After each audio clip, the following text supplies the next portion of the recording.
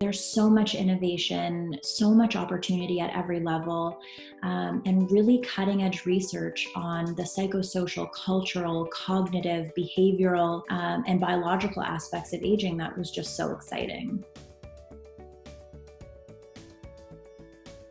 Aging is a growing concern globally, and there has never been a time in history when gerontology and age studies receive so much attention than now. The field of geriatrics is so diverse and exciting and ever-changing. I am so privileged to work with so many older adults that are incredibly diverse and interesting and passionate, and I think, the opportunity to work with folks who have incredible life stories is selfishly one of my favorite parts of the job, of course. One that stands out for me is the Law and Aging class.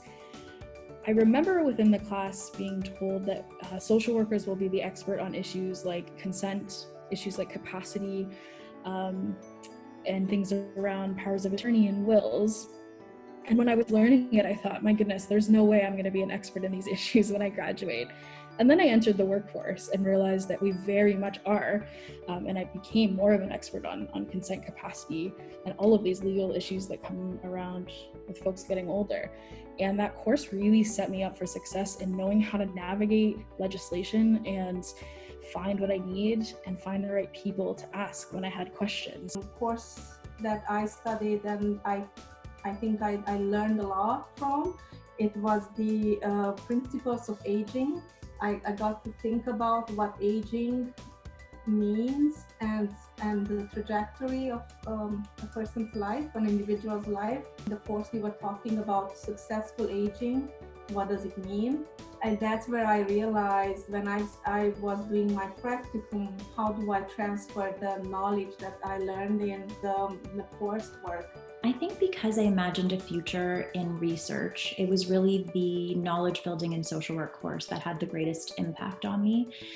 From that course, working in a group, we produced a scoping review on palliative care for homeless older adults, which was subsequently published in a peer-reviewed journal. And there was just a huge sense of accomplishment in contributing to the social work knowledge base. I think the policy class within our stream was really, really important. And the reason I think that it was important is because it allowed me to make critical links between my frontline practice and what's actually going on in the policy level in a macro way. It's very important when you're providing care in the front lines to older adults to understand exactly what influences their lives or some of these macro factors. I especially enjoy Adriana's course about practice because I think that after some experience working in the field, what she's talking in the course really applies so perfectly in the real world. I think it's both informative and inspiring. The readings are really good, and I actually got lots of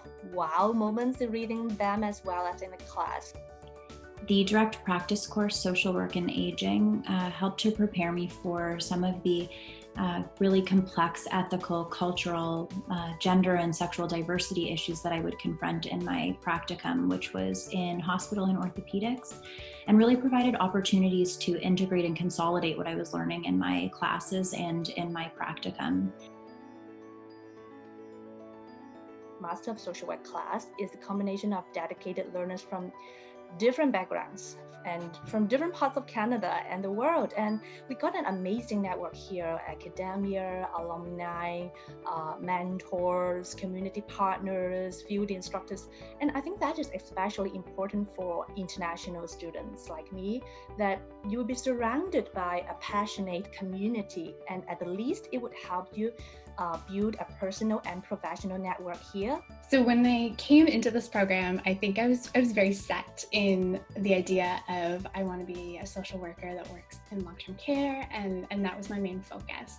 But as I've been taking more and more courses, I've realized that there's so many opportunities, and yeah, there's so much room for growth and learning. There are big problems to be addressed that require dedicated and creative minds to solve, and advocates and clinicians and policymakers to mobilize in order to effect meaningful system change to enhance older adults' quality of life. would say be prepared to be inspired when you come into the gerontology stream.